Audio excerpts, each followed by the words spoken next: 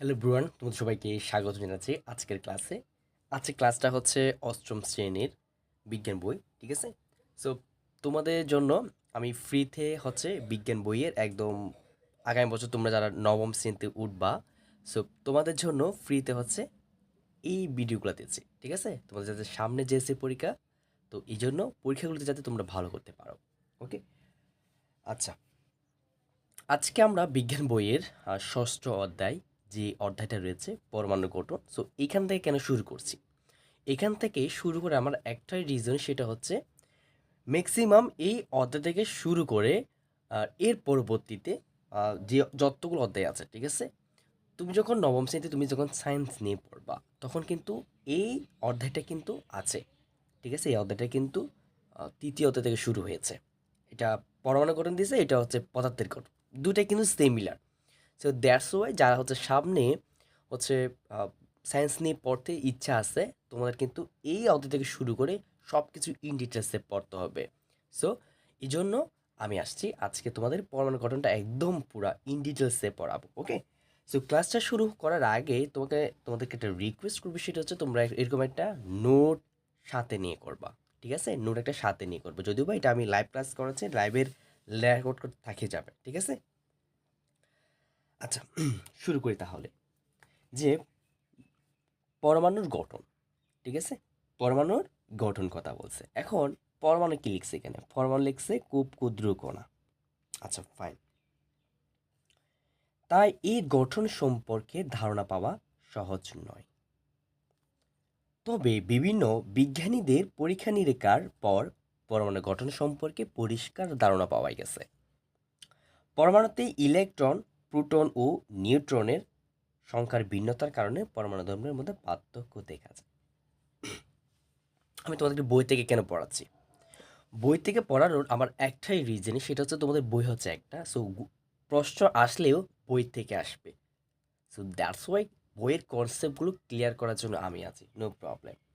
এখন পরমাণু বুঝো কিনা আমরা? পরমাণু বুঝি?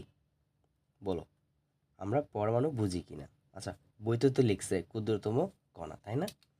এখন পরমাণু হচ্ছে মৌলিক পদার্থের, ভালো করে বুঝিও, মৌলিক পদার্থের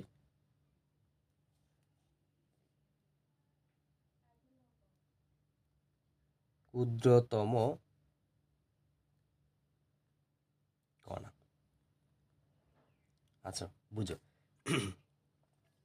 পরমাণু কি? পরমাণু হলো মৌলিক পদার্থে ক্ষুদ্রতম কণা। এখন আরও একটা প্রশ্ন চলে আসে, আমি তো এখন মৌলিক পদার্থ তাও তো বুঝি না, তাই না? মৌলিক পদার্থ হচ্ছে যে পদার্থকে বিশ্লেষণ করলে বা ভাঙলে ওই পদার্থ ছাড়া আর কোনো পদার্থ পাওয়া যায় না, তাকে কিন্তু মৌলিক পদার্থ বলা হয়। সো বুঝতে পারছো? আচ্ছা, এখানে যে তোমাদের কথা বলছে যে তবে বিভিন্ন বিজ্ঞানীদের পরীক্ষা নিরীক্ষার পর পরমাণুর গঠন সম্পর্কে পরিষ্কার ধারণা পাওয়া গেছে। আচ্ছা, তোমাদেরকে এখানে কিছু আমি তথ্য অ্যাড করি তাহলে। এখানে দেখো না যে তবে বিভিন্ন বিজ্ঞানীদের পরীক্ষা নিরীক্ষার মাধ্যমে। এখন পরমাণুকে কি বলা হয় জানো? পরমাণুকে ইংরেজিতে বলা হয় অ্যাটম। কি বলা হয়? অ্যাটম। আমরা আস্তে আস্তে হয়তো জানবো। এখন অ্যাটম মানে কি? অ্যাটম মানে হচ্ছে যে পরমাণুকে তুমি যখন যত বিশ্লেষণ করবা, যত ভাঙবে আর কি, অবিভাজ্য বোঝায়। অ্যাটম মানে হচ্ছে অবিভাজ্য বোঝায়।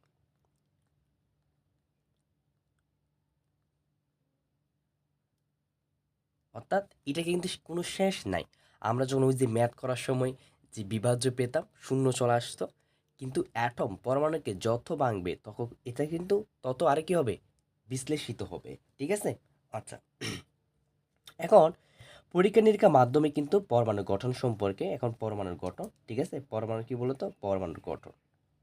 এখন পরমাণুর গঠন কীরকম গঠন হবে আমি তোমাদের সামনে স্ট্রাকচার দেখাবো। সো পরমাণুর গঠন,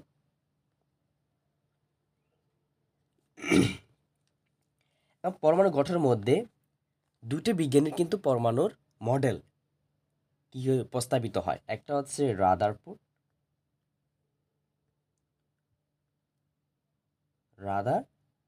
ঠিক আছে? আচ্ছা, এবং আরেকটা হচ্ছে উনারই ছাত্র বিজ্ঞানী বোর।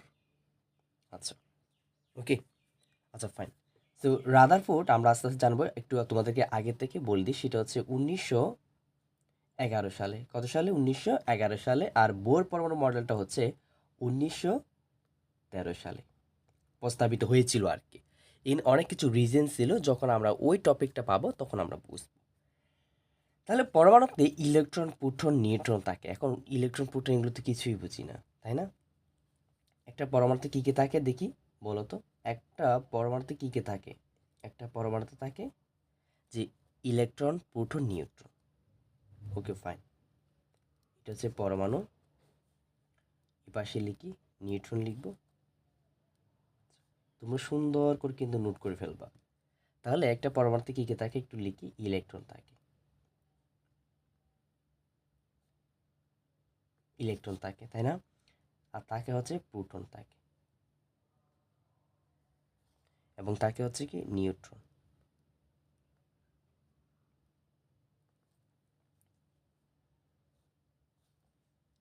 এখন প্রশ্ন করতে পারো যে পরমাণুর ইলেকট্রন, প্রোটন, নিউট্রন এগুলা কি আসলে? এগুলোই তুই বুঝি না, তাই না? ইয়েস, আস্তে আস্তে আসি। যত তুমি ইন ডিটেলসে পড়বা তত তোমার সুবিধা হবে। দেখো, এগুলো ইলেকট্রন, প্রোটন, নিউট্রন এগুলোকে বলা হয় মৌলিক কণা। ঠিক আছে, মৌলিক কণা, কণিকা বলা হয় আর কি। এগুলো হচ্ছে কণিকা। কণিকা। আমরা কণা থেকে কণিকার দিকে যাচ্ছি। কণা থেকে কোথায়? কণিকার দিকে যাচ্ছি। সো কণা কি পেয়েছি? এই যে কণা পেয়েছি, এই যে আমরা ক্ষুদ্রতম কণা পেয়েছিলাম। কোনটা? এই যে পরমাণুর ক্ষেত্রে। একটু বুঝে দেখো, আমরা পরমাণুর ক্ষেত্রে কী পেয়েছিলাম? মৌলিক পদার্থের ক্ষুদ্রতম কণা পেয়েছি। সো এখন কণা থেকে যাচ্ছি। সো কণাকে যখন আমি আরও বিশ্লেষণ করেছি, সো কণিকা পেয়েছি। সেগুলো কি কি? সেটা হচ্ছে ইলেকট্রন, প্রোটন, নিউট্রন। এখন প্রোটন, প্রোটন হচ্ছে পজিটিভ চার্জ। একটি একটি কি বলতো? Positive charge. আর ইলেকট্রন নেগেটিভ চার্জ। এইটুকু মাথার মধ্যে একটু জাস্ট ক্যাপচার করে রাখো। সো নিউট্রন হচ্ছে কি নিরপেক্ষ। এর কোনো কি নাই? চার্জ বা আধান নেই। কেন? এখন আপনি তো পড়াচ্ছেন পরমাণু, এই আপনি চার্জের ক্ষেত্রে কেন গেল? আমরা কিন্তু প্রতিনিয়ত আমাদের প্রাত্যহিক জীবনে আমরা যে চার্জ রিলেটেড অনেক কিছু ব্যবহার করে থাকি, বাট আমরা যখন প্র্যাকটিক্যালি এটাকে আমরা থিঙ্ক করি না, যার ফলে এই যে আমাদের কাছে চার্জ এইগুলা কি বলতো একটু নতুন লাগে, তাই না? ইয়েস, নতুন লাগে। ইলেকট্রনিক্স ডিভাইসের মধ্যে কিন্তু সব কিছুর মধ্যে ইলেকট্রনও আছে, প্রোটনও আছে। ইলেকট্রন পাস না হলে কারেন্ট কিন্তু সাপ্লাই হবে না। এটা কিন্তু মাথায় রাখতে হবে। ওকে, আচ্ছা, নেগেটিভ চার্জ না হলে আর কি, মানে চলাচল না করলে আর কি। এখন ইলেকট্রন, তাই না? সো ইলেকট্রনের প্রতীক হচ্ছে, ইলেকট্রনকে প্রকাশ করা হচ্ছে ই দিয়ে, প্রোটনকে প্রকাশ করা হচ্ছে পি দিয়ে। এটা কিন্তু মাথায় রাখতে হবে। সো স্মল লেটার ই এবং স্মল লেটার পি। নিউট্রনকে প্রকাশ করা হয় স্মল লেটার এম দিয়ে। এখন এই যে ইলেকট্রনটা, এটা দেখতে কেমন?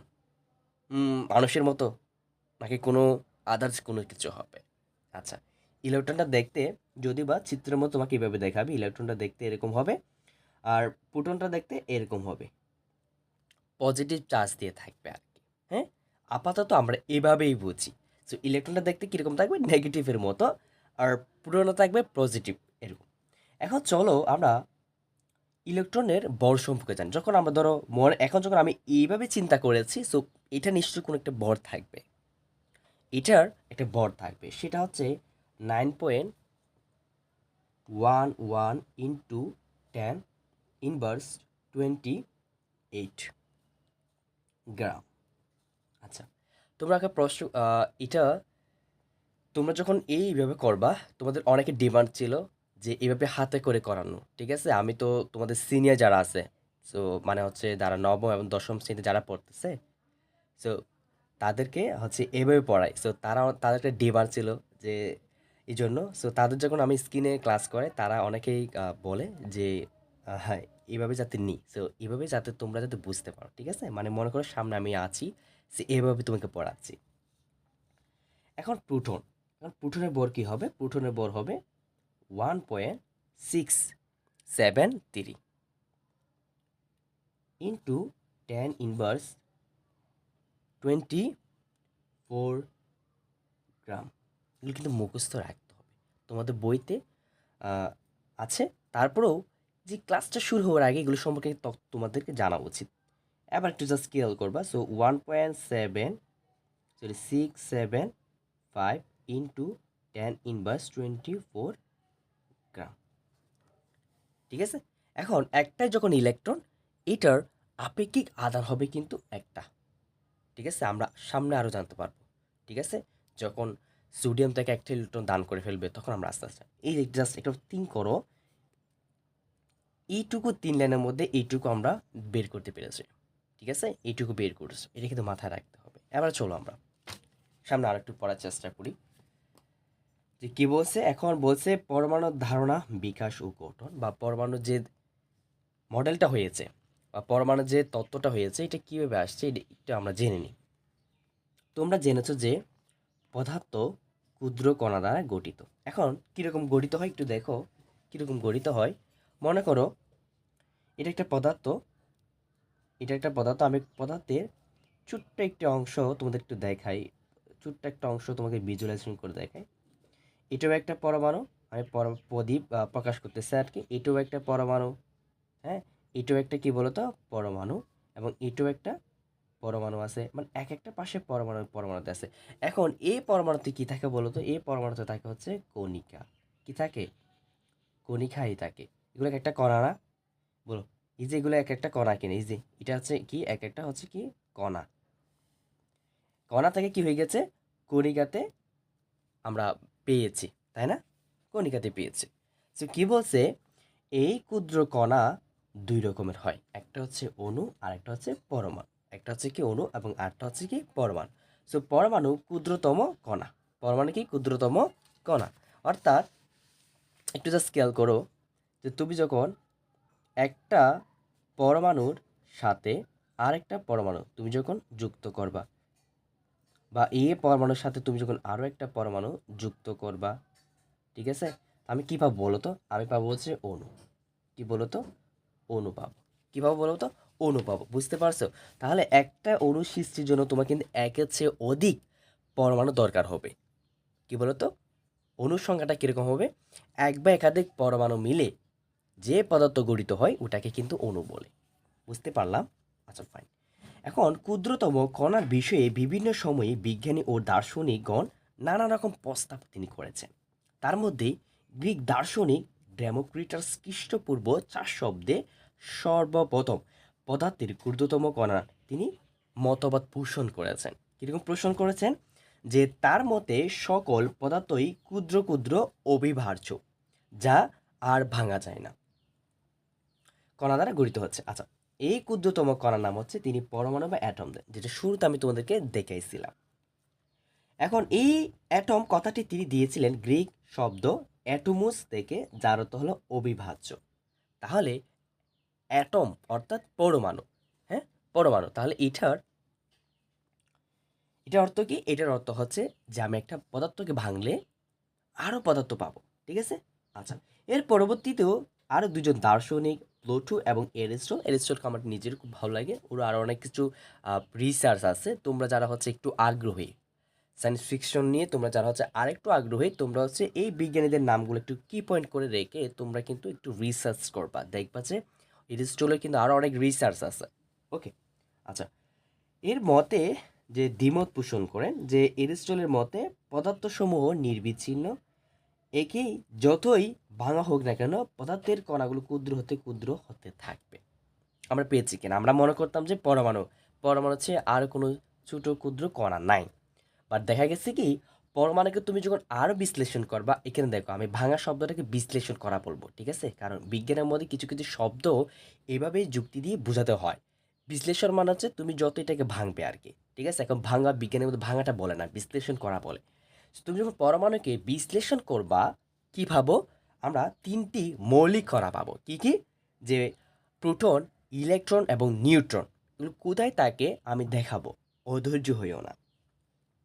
তাহলে আচ্ছা, এবার সব পরের পেজে আসি। পরের পেজে কি বলছে যে 1803 সালে ইংরেজ বিজ্ঞানী জল ডাল্টন পরীক্ষালব্ধ তত্ত্বের উপর ভিত্তি করে পদার্থের ক্ষুদ্রতম কণা সম্পর্কে তিনি বলেছেন। কি বলেছেন? যে পরমাণু হলো মৌলিক পদার্থের ক্ষুদ্রতম কণা, যেটা আমি লিখছি, যেটা আমি কি বলতো শুরুতেই লিখেছিলাম। এই যে দেখো, তাহলে এটা কার বলতো?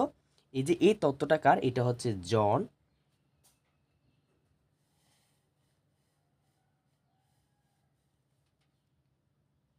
ডাল্টনের। এই তত্ত্বটা কার? এই তত্ত্বটা কে দিয়েছেন? এই তত্ত্বটা দিয়েছে হচ্ছে মৌলিক পদার্থের, এখানে কিন্তু উল্লেখ থাকতে হবে মৌলিক পদার্থের। হ্যাঁ, মৌলিক পদার্থের ক্ষুদ্রতম কণা বা একে আর ভাঙা যায় না। ডাল্টনের এই মতবাদ কিন্তু সকলে গ্রহণ করেছে, পরে এরিস্টটলের মতবাদটি কিন্তু পরিত্যক্ত। তিনি কি বলেছেন? যে যে পরমাণুগুলো নির্বিচ্ছিন্ন, মানে পরমাণুগুলো এভাবে অ্যাটাচ হয়ে থাকে, কিন্তু দেখবে আস্তে আস্তে দেখবা যে পরমাণুর যে মৌলিক কণাগুলা এগুলো কিন্তু একে অপর থেকে একটু দূরে থাকে। আচ্ছা, আসলে পরমাণু অবিভাজ্য নয়, ক্ষুদ্রতম কণিকাও নয়, পরমাণু বিভাজ্য। পরমাণু কি বলতো? বিভাজ্য।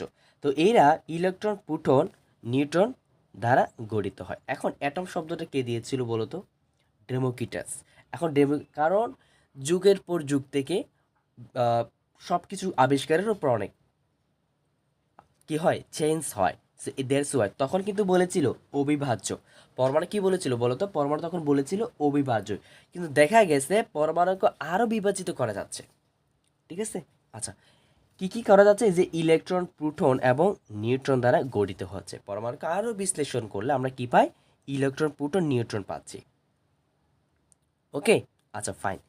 ডাল্টনের পরমাণুর ভাদের এই সীমাবদ্ধতা দূর করার জন্য পরবর্তীতে আরও অনেক পরমাণু মডেল প্রস্তাবিত করা হয়। তার মধ্যে রাদারফোর্ড পরমাণু মডেল এবং বোর পরমাণু মডেল, তারপর পুডিং পরমাণু মডেল, আরও অনেক মডেল ছিল, যদিও বা তোমাদের বইতে নাই। যত তোমরা এখন জুনিয়র আছো, তো জুনিয়র হিসাবে তোমাদের জন্য এটা পারফেক্ট, ঠিক আছে, এইটুকু তত্ত্ব ঠিক আছে। আমি বেশি কিছু অ্যাড করবো না, বাট জানার জন্য হচ্ছে আমি একটু জাস্ট একটু কথা বলবো আর কি। এখন রাদারফোর্ড পরমাণু মডেল তিনি কিন্তু 1911 সালে তিনি কি করেছেন? প্রস্তাব করেছে, বা ওনার মডেলটা প্রস্তাবিত হয়েছিল। আবার বোর পরমাণু মডেলটা হচ্ছে 1913 সালে। কেন হয়েছিল? পরপর কেন হয়েছিল? আচ্ছা, বিস্তারিত বলবো। পরমাণু গঠন সম্পর্কে তিনি ভালো ধারণা দেন। পরীক্ষালব্ধ ফল থেকে রাদারফোর্ড বলেন যে পরমাণুতে ধনাত্মক আদান ও ভর একটি ক্ষুদ্রতম জায়গাবদ্ধ। এটার নাম হচ্ছে নিউক্লিয়াস। এটার নাম কি? নিউক্লিয়াস। তিনি আরও ব্যাখ্যা দেন যে পরমাণু বেশিরভাগ জায়গায় ফাঁকা, আর ঋণাত্মক আধানযুক্ত কণা তেমন কোনো ভর নেই এবং তারা নিউক্লিয়াসকে কেন্দ্র করে ঘুরছে। আচ্ছা, এই কথাটা কেন বলছে? এবার দেখো একটু নিউক্লিয়াস, আমরা নিউক্লিয়াসটা আঁকার চেষ্টা করি। এটা হচ্ছে নিউক্লিয়াস। সরি, আসলে একটু প্রবলেম হয়ে গেছে, দ্যাটস ওয়াই একটু দেখতে হতো, খারাপ দেখাচ্ছে, বাট তোমরা কিছু মনে করিও না ক্লাসটা করার সময়। আচ্ছা, এখানে আমরা প্রোটন এবং নিউট্রন দিব। সো এটাকে পি দিয়ে দিলাম, এটাকে হচ্ছে এন দিয়ে দিলাম। বুঝতে পারছো এটা হচ্ছে কি? এটা কি বলছিলাম? এই যে এটা হচ্ছে নিউক্লিয়াস। নিউক্লিয়াস। তাহলে এই যে বাহিরে যেগুলো, এটা হচ্ছে নিউক্লিয়াস। খুব ভালো করে মাথা রাখতে হবে, এটা হচ্ছে নিউক্লিয়াস। এবং একটা, দুইটা, তিনটা, এগুলোকে বলা হয় কক্ষপথ। কি বলতো? কক্ষপথ বলা হয়। কি বলা হয়? কক্ষপথ বলা হয়। বুঝতে পারছো আশা করছি। না বুঝলে নো প্রবলেম, তোমরা যারা হচ্ছে ক্লাসটা করবা তোমরা ওই পয়েন্টটাতে দিয়ে বলবা। এগুলো কি বলে? কক্ষপথ। এখন কক্ষপথে কি থাকে? কক্ষপথে থাকে হচ্ছে ইলেকট্রন। কি থাকে বলতো? ইলেকট্রন থাকে। কক্ষপথে কি থাকে বলতো? ইলেকট্রন থাকে। বাইরে থেকে একটু নয়েস আসতেছে, আমি এক্সট্রিমলি সরি এটার জন্য, বাট ক্লাসটা একটু তোমরা মনোযোগ সহকারে দেখবা। তো বাইরে কি থাকে? ইলেকট্রন থাকে। এখন যে কথাটা বলছে, যে কি বলছে, পরমাণু বেশিরভাগ জায়গায় ফাঁকা, এই যে দেখো ফাঁকা থাকে। কি থাকে? ফাঁকা থাকে। সো এক একটা কক্ষপথ অনেকটা দূরে থাকে, ঠিক আছে? এইখানে নিউক্লিয়াসে কিন্তু পজিটিভ চার্জ থাকে। নিউক্লিয়াসে কি থাকে বলতো? পজিটিভ। নিউক্লিয়াসে কি থাকে বলতো? নিউক্লিয়াসে থাকে হচ্ছে তোমার প্রোটন এবং নিউট্রন। প্রোটন এবং কি থাকে বলতো? প্রোটন এবং কি থাকে? নিউট্রন থাকে। সেটা পজিটিভ। একটা জিনিস মাথায় রাখতে হবে, পজিটিভ ভ্যালু অর্থাৎ পজিটিভ কোনো কিছু এবং নেগেটিভ কোনো কিছু, এটা কিন্তু একে অপরকে কী করে বলতো? আকর্ষণ করে। কি করে? আকর্ষণ করে। বা ভিন্ন ধর্মীর চার্জ হলে এরা কিন্তু একে অপরকে আকর্ষণ করে। আর যদি একই ধর্মী হয়, ধরো এটা যদি একই ধর্মী হয়, তারা কিন্তু একে অপরকে কী করে বলতো? বিকর্ষণ করতে থাকে। কি করতে থাকে? বিকর্ষণ করতে তাকে। কিন্তু এটা এটা এগুলো বুঝতে হবে, এটা এটা কি তার কি করতে হবে? বিকর্ষণ করে। চুম্বক দেখবা, যখন তুমি দেখবা এভাবে, যখন তুমি দুইটা চুম্বককে ধর এইভাবে কাছে নিয়ে আসবা, তখন দেখবা যে মাঝখানে একদম গ্যাপ হয়ে যাচ্ছে, এইভাবে হয়ে যাচ্ছে বা এভাবে হয়ে যাচ্ছে, তখন বুঝতে হবে তার মানে দুটি চুম্বকের মধ্যে হয়তো নেগেটিভ দুইটা সমধর্মী আছে, না হলে পজিটিভ দুটি সমধর্মী আছে। তখন বুঝে ফেলবা, যারা হচ্ছে এই একটু চুম্বক নিয়ে একটু ঘাটাঘাটি করো, সে এটা কিন্তু বুঝতে হবে। অর্থাৎ কীরকম বুঝতে হবে, অর্থাৎ যখন তুমি চুম্বকটাকে এইভাবে যখন করবা, মাঝখানে কোনো কিছু যখন বাধাপ্রাপ্ত হবে, এই উপরে চলে যাচ্ছে, এটা আগে ওইদিকে আকর্ষণ করতেছে, তখন তোমাকে বুঝে ফেলতে হবে এখানে হয়তো একই ধর্মী হতে পারে, সেটা হতে পারে পজিটিভ, না হতে পারে নেগেটিভও হতে পারে। আচ্ছা, তাহলে দেখো ইলেকট্রনটা কোথায়, কক্ষপথে বা নিউক্লিয়াসকে কেন্দ্র করে ঘুরছে, এটা হচ্ছে কেন্দ্র। এখন কেন্দ্র সবচেয়ে যে কথা বলছে না, এই যে যে আহ, তারা নিউক্লিয়াসকে কেন্দ্র করে ঘুরছে। বরটা কোথায় থাকে, বর থাকে হচ্ছে নিউক্লিয়াসে। বর কোথায় থাকে বলো তো, বর নিউক্লিয়াসে থাকে। অর্থাৎ প্রোটনের যে বর, প্রোটন এবং নিউট্রনের যে বর, সেটাকে কিন্তু আমরা বর হিসেবে কাউন্ট করি। ঠিক আছে, বর হিসেবে কী করি বলতো, কাউন্ট করা হয় এখানে। তো রাদারফোর্ডের মডেল সৌরজগতের সাথে তুলনা করেছিল। ঠিক আছে, সৌরজগতের সাথে তুলনা করেছিল কীরকম, যে এই নিউক্লিয়াসটাকে সূর্য হিসেবে ধরেছিল। ঠিক আছে, সূর্য হিসেবে ধরেছিল, উনি যে প্রস্তাবটা দিয়েছিল এখানে। তো নিউক্লিয়াসকে সূর্য যখন করে ধরেছে, তাহলে ইলেকট্রন কি, ইলেকট্রন হচ্ছে যে শুক্র, শনি, মঙ্গল, পৃথিবী গ্রহের মতো। কিন্তু আসলে এটা ভুল ছিল। কি ছিল, ভুল ছিল। কেন ভুল ছিল বলো তো, কারণ সৌরজগতের যে গ্রহগুলো আছে, ঠিক আছে, আমি একটু লিখি, সৌরজগতে যে গ্রহগুলো আছে কিন্তু, ঠিক আছে, এগুলোতে কি নাই বলতো, চার্জ নাই। কি নাই, চার্জ নেই, এটা কিন্তু জানতে হবে। কিন্তু এখানে তো ইলেকট্রনের চার্জ আছে। ইলেকট্রন কি বলতো, ইলেকট্রনের কি আছে, চার্জ আছে, এবং নিউক্লিয়াসের কি আছে, চার্জ আছে, এটা কিন্তু বুঝতে হবে।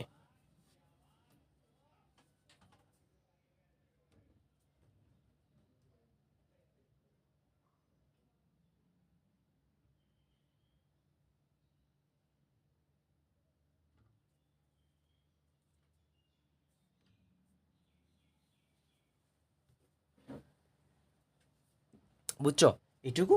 নিউক্লিয়াসে কি আছে, এই ভরটা আছে, প্রোটন এবং নিউট্রনের ভরটাকে কিন্তু আমরা এখানে ভর হিসেবে কাউন্ট করি। এটুকু কথা বলছে, এটুকু আর পড়তে হবে না, যা বলছে আর কি। এবার আসো আমরা, পারমাণবিক সংখ্যা কি, ভর সংখ্যা কি, এবং আইসোটোপ কি। ঠিক আছে, প্রতিটি মৌলের আলাদা আলাদা পরমাণু থাকে অবশ্যই। যেমন হাইড্রোজেন গ্যাসের পরমাণু হচ্ছে অক্সিজেন, তারপর হচ্ছে হাইড্রোজেন গ্যাসের পরমাণু অক্সিজেন গ্যাসের পরমাণু থেকে আলাদা থাকবে, অবশ্যই আলাদা থাকবে। আচ্ছা, একটি মৌলের পরমাণু কেন আলাদা থাকে এটা তোমাকে বোঝাবো।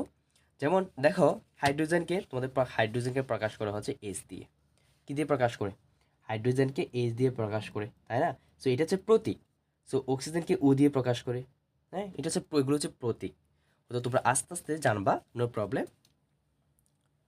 এখন একটি মৌলের পরমাণু থেকে, এই যে মোল যে কথাটা বলছে, কেউ বলতে পারবে কিনা, কেন মোলের মানে কি বলো, এই যে মৌল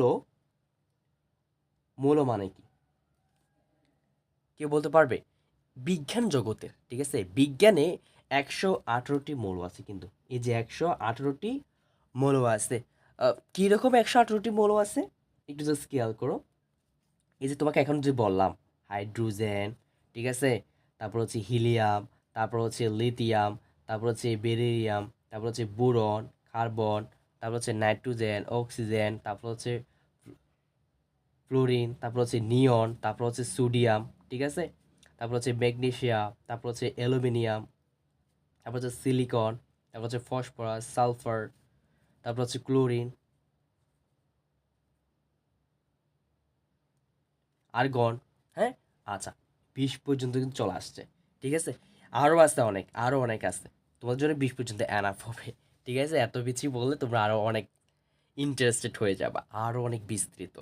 এখন এগুলোকে বলা হয় মৌল বলা হয়। কি বলা হয় বলো তো, মৌল বলা হয়। ঠিক আছে, হাইড্রোজেন একটা মৌল, সো হিলিয়াম একটি মৌল, তারপরে সোডিয়াম একটি মৌল। ঠিক আছে, ওকে ফাইন, এগুলো কিন্তু এক একটা মৌল। তাহলে একটি মৌলের পরমাণু থেকে বুঝো আগে, তার মানে একটা হাইড্রোজেন পরমাণু থেকে আরেকটি মৌলের পরমাণু কিন্তু আকার অনেক মানে আলাদা থাকবে আকার সহ। যেমনটা দেখো, যে পর্যায়ে আছে একটা পিরিয়ডিক টেবল বলা হয় আর কি, পিরিয়ডিক টেবল আছে, ওইখানে কিন্তু 118টি মৌল আছে। ঠিক আছে, তোমার পর্যায় আছে হচ্ছে পর্যায় পর্যায় হচ্ছে 7টি। পর্যায় কটি? পর্যায় হচ্ছে 7টি এবং গ্রুপ যেগুলোকে বলা হয়, সো গ্রুপ হচ্ছে 18টি। ঠিক আছে, ভালো করে বুঝো। এখন তুমি যখন একই পর্যায়ের দিকে যাবা, একই পর্যায়ের দিকে যখন তুমি যাবা, ফর এক্সাম্পল হতে পারে, সো এই যে লিথিয়াম, বেরিলিয়াম, এগুলো একই পর্যায়ের দিকে যখন যাবে, একই পর্যায়ের দিকে যখন যাবা, তখন কিন্তু আকার ছোটো হতে থাকবে। আকার কি বলতো? আকার ছোটো হবে। ঠিক আছে, দেখা গেছে যে বোরনের আকার যেরকম অক্সিজেনের আকার, এখানে বোরনের আকার একটু বেশি থাকবে। ঠিক আছে, অক্সিজেন আকার কি থাকবে? একটু ছোটো থাকবে। এরকমও দেখা গেছে। তার মানে একটার সাথে আরেকটি ধর্ম কিন্তু মিল থাকবে না, এটাই কিন্তু বলছে। বুঝতে পেরেছি? আচ্ছা ফাইন। সব কিছু কিন্তু একই সাথে, যেমন হাইড্রোজেনের সাথে কখনো হিলিয়াম মিলবে না। যদিও বা হিলিয়াম একটি নিষ্ক্রিয় গ্যাস, আর্গনে কিন্তু নিষ্ক্রিয় গ্যাস, নিয়নে কিন্তু নিষ্ক্রিয় গ্যাস। বুঝতে পারছো? এই যে হাইড্রোজেন, তারপর হচ্ছে সোডিয়াম, এগুলো কিন্তু কি বলতো? এগুলো হচ্ছে ক্ষার ধাতু। কি ধাতু? ক্ষার ধাতু কিন্তু। তারপর হচ্ছে লিথিয়ামও আছে, এটাও ক্ষার ধাতু। সো ম্যাগনেসিয়াম, তারপর হচ্ছে বেরিলিয়াম, এগুলো হচ্ছে মুদ্রা ধাতু বলা হয় এগুলোকে। কি বলা হয় বলো তো? মুদ্রা ধাতু বলা হয়। সো বুঝতে পারছো? আশা করছি এগুলো নিয়ে কথা বলছি কেন, আর তেমন কিছু নাই। আচ্ছা এবার আসি কোনো মৌলের ডেটপেনটা নেই, যে কোনো মৌলের, মৌল মানে বোঝা গেছে তো এবার? আশা করি বুঝতে পারছো, সরি, আশা করি বুঝতে পেরেছি আমি। ঠিক আছে, যে মৌল মানে কি? কোনো মৌলের একটি পরমাণুতে প্রোটনের সংখ্যাকে পারমাণবিক সংখ্যা বলছে। কি বলছে? পারমাণবিক সংখ্যা।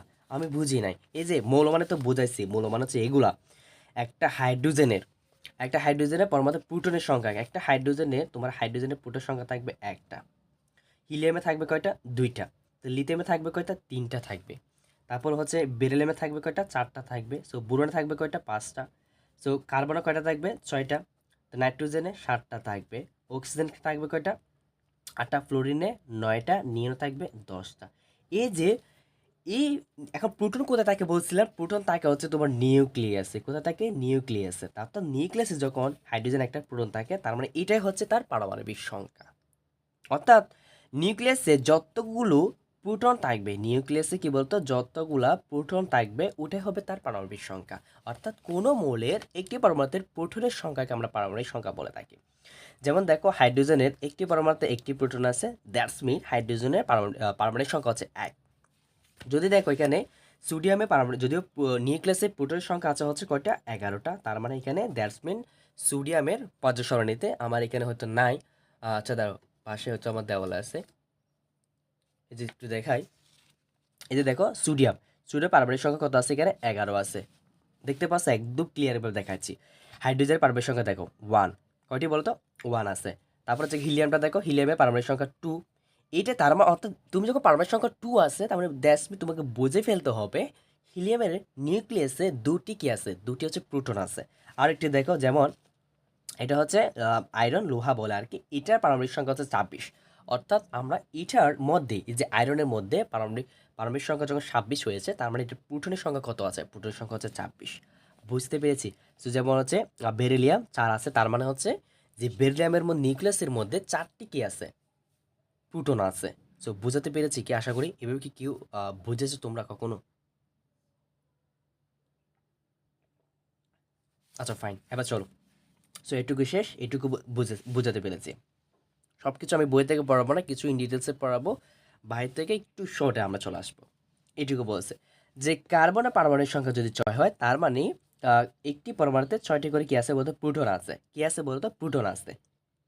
এটুকু আমরা বুঝছি। তাহলে এবার চলো আমরা এই পয়েন্টটাতে আসি, যে কোনো মৌলের, যে কোনো মৌলের ভর সংখ্যা মানে কি? ওই মৌলের প্রোটন সংখ্যা এবং নিউট্রন সংখ্যা। আমরা তো এর আগেও বলছি যে ভর সংখ্যাটা কখন হবে? এই যে ভর সংখ্যাটা যখন প্রোটন এবং নিউট্রন সংখ্যা যোগফলকে আমরা কি বলবো? ভর সংখ্যায় বলবো। যেমনটা দেখো, অক্সিজেনের অণুতে 8টি প্রোটন আছে এবং 8টি নিউট্রন থাকবে। অবশ্যই সমান সমানই কিন্তু থাকবে।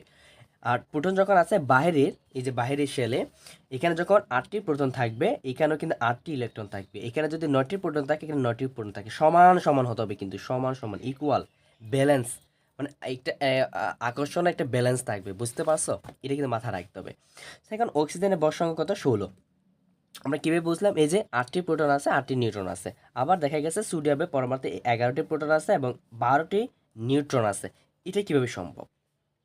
এটা কিভাবে সম্ভব। এখন দেখো প্রোটন আছে কয়টি? 11টি। তার মানে ইলেকট্রন থাকবে কয়টি? দেখো 11, 11, আমার ইলেকট্রন থাকবে কয়টি? 11টি। তো 22টি হয়েছে না? কিন্তু নিউট্রন এখানে একটু বেশি থাকে, কোথায়? সোডিয়ামের ক্ষেত্রে 11টি প্রোটন, 12টি হচ্ছে নিউট্রন, 23টি হয়েছে। বুঝতে পারছো? Okay fine, no problem. এটার সাথে কিন্তু কোনো এরকম যে আহামরি কোনো আসবে সেরকম না। সো এই প্রশ্নটা তোমাদের ঘুরে ফিরে কিন্তু অনেক কি আসে বলতো, বোর্ড এক্সামে আসে, ঠিক আছে? এটা কিন্তু মাথা রাখতে হবে। যেমনটা দেখো তোমাকে ক নামক একটা কি দেবে, মৌল দেবে। তো পারমাণবিক সংখ্যা দেবে 17, 17 মানে কোনটা? ক্লোরিন। তো বর সংখ্যা হচ্ছে 35, ঠিক আছে? বর সংখ্যা কত? 35। এখন প্রোটন পারমাণবিক সংখ্যা দিছে মানে প্রোটন সংখ্যা, প্রোটন আছে কয়টি? 17টা প্রোটন আছে। ইলেকট্রন আছে কয়টি? তোকে বুঝে ফেলতে হবে, প্রোটনও যা থাকবে ইলেকট্রনও তা থাকবে। ভালো করে বুঝো, প্রোটনে যা থাকবে ইলেকট্রনে কি বলতো তাই কি থাকবে। তার মানে প্রোটন সংখ্যা তোমার যখন এখানে 17 হয়েছে, ভালো করে বুঝো, 17 হয়েছে, তার মানে ইলেকট্রনে কত থাকবে? 17 থাকবে। কি থাকবে বলতো? 17 থাকবে। জাস্ট আমি একটু ক্যালকুলেটর তোমাদের দেখাই, দেখাতে পারলে একটু ভালো হতো ক্যালকুলেটরের মাধ্যমে। আচ্ছা, তার মানে তোমার বর সংখ্যা কত? 35। তাহলে 35 থেকে তুমি যদি প্রোটনের সংখ্যাটা বাদ দিই, ঠিক আছে? প্রোটনের সংখ্যাটা কি বলো তো? প্রোটনের সংখ্যাটা আমার বাদ দিই, তাহলে কি পাবো বলো তো? 18 পাবো না? বলো 18 পাবো কিনা? এই 18টা হচ্ছে নিউট্রন। সো নিউট্রন বের করে তোমাদেরকে শিখে ফেলছি কিন্তু। কীভাবে বের করবা? একটা যদি তোমাকে প্রোটন সংখ্যা দেওয়া থাকে, তাহলে প্রোটন সংখ্যা মানে হচ্ছে 17, ইলেকট্রন থাকবে কয়টি? 17টা। সো 35 থেকে বর সংখ্যাটা থেকে তুমি যখন প্রোটন সংখ্যাটা বাদ দিবা, আর যা থাকে তাই হচ্ছে নিউট্রন সংখ্যা। সো হোপফুলি এর বাইরে আর আসবে না, ঠিক আছে? এটাই বলছি এগুলা। এবার আসো আমরা আইসোটুপে আসি।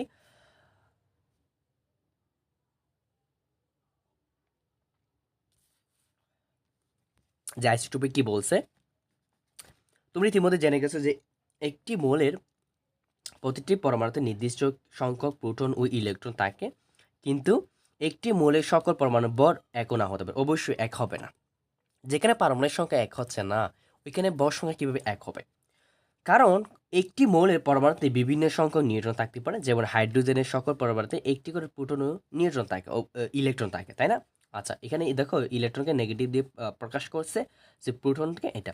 যে এই যে তোমরা, এগুলো হচ্ছে আইসোটুপ, ঠিক আছে? তেজস্ক্রিয় রশ্মি আর কি, আইসোটুপকে বলা হয় তেজস্ক্রিয় রশ্মি। আলফা বিটা আছে, গামা বিটা আছে, তারপর এগুলো হচ্ছে তেজস্ক্রিয় রশ্মি। আমাদের যে ক্যান্সার হয়, সো ইউভি রশ্মি আছে, তাই না?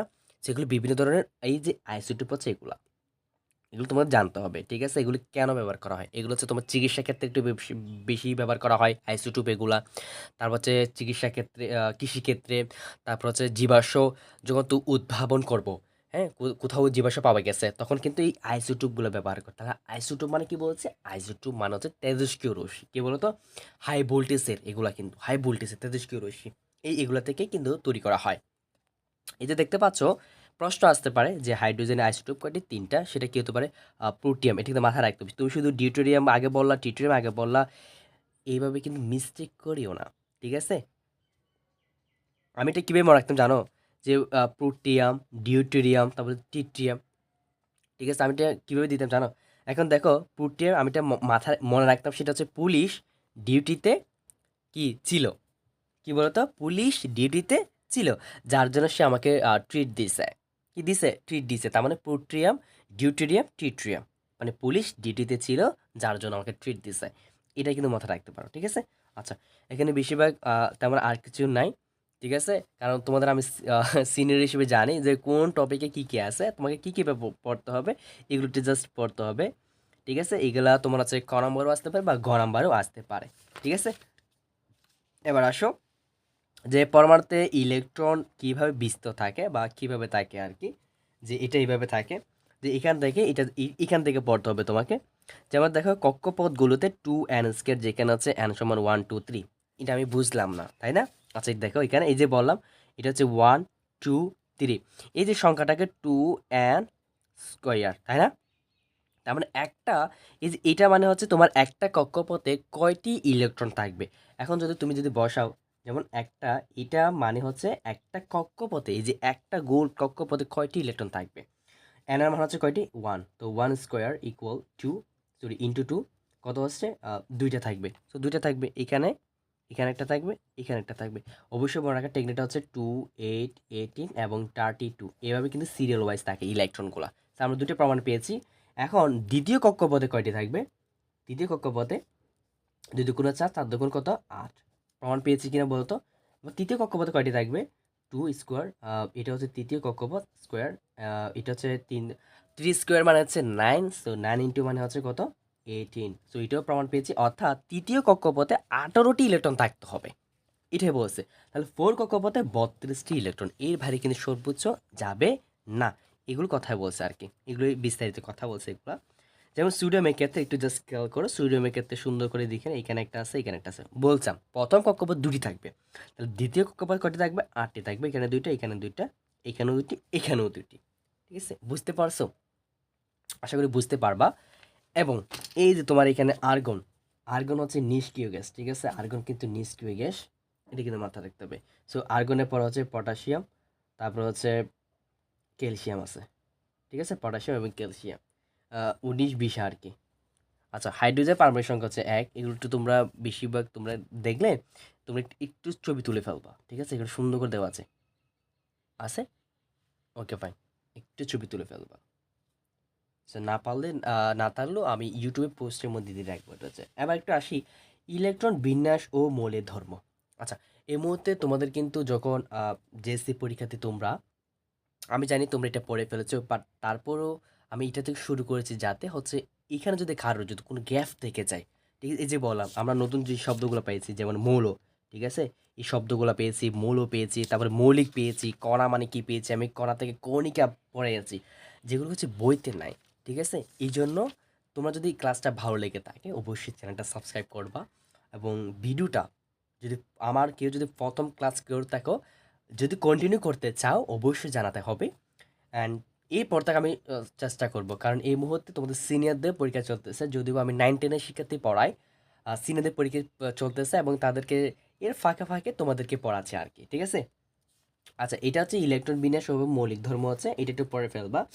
যেমনটা হচ্ছে সরি, যেমনটা দেখো একটি সোডিয়াম পরমাণুতে কি আছে? দুটি ইলেকট্রন আছে, দ্বিতীয় শক্তি আছে, শক্তি হচ্ছে যেটা কক্ষপথ আর কি, 8টি ইলেকট্রন আছে, তাই না? আচ্ছা, একটু পড়ায় দিই, আবার অনেকের কষ্ট হতে পারে। সে ইলেকট্রন বিন্যাস ও মৌলিক ধর্ম একটু দেখো। মৌলিক পদার্থের ধর্ম মূলত তাদের পরমাণু ইলেকট্রন বিন্যাসের উপর নির্ভর করে। অবশ্যই সত্যি, এটা কিন্তু এমসিকিউতে আসার পসিবিলিটি একটু বেশি, এমসিকিউতে আসবে কিন্তু এটা।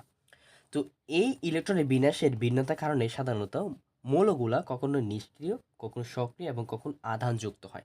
আধানযুক্ত হয় মানে হচ্ছে কারা জানো? মনে করো তার শক্তি স্তর হচ্ছে, এগুলো হচ্ছে অস্ট্রক নিয়ম 2 এর নিয়ম বোঝায়, তোমরা এখনো হয়তো জানো না।